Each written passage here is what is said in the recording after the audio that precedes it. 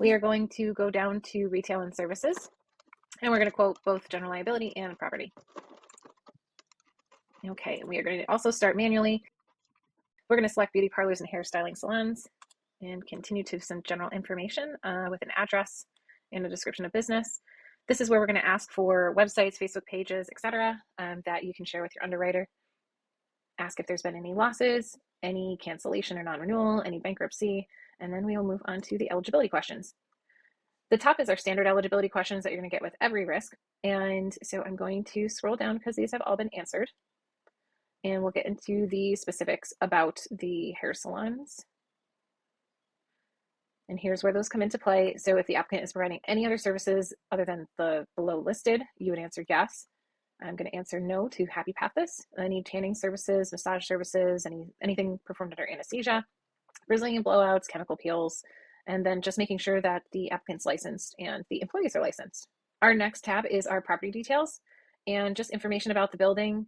And we have a couple of collapsible questions that we ask about occupancy, safeguards for burglaries and fire.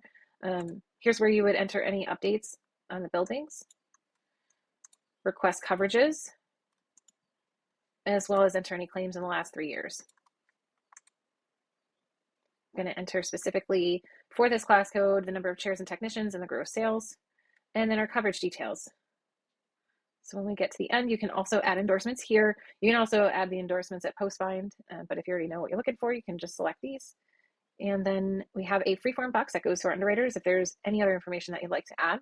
And you can also upload documents, including loss history, supplemental.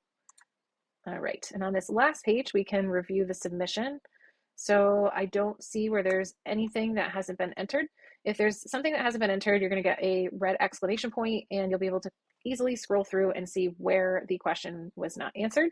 We are going to submit to our markets. On this page, you can uncheck any carrier that is either out of market or that you don't want to quote for you, and we'll submit. Okay, we have a couple of package options, and we've got general liability and also property. Now, the nice thing is that you can choose to go with a Westchester package if one of these is going to fit your client's needs, or if you would like to, you can always mix and match. So if you wanted to select Nautilus and then also select Vave, you can see where there's a price difference between the package that's offered by Westchester. We're at $2833.99 versus the package options, which the lowest package option is $5568.28. So you have the option to mix and match with Pathpoint. And that's all I have for today. Thanks for your time, and please reach out with questions.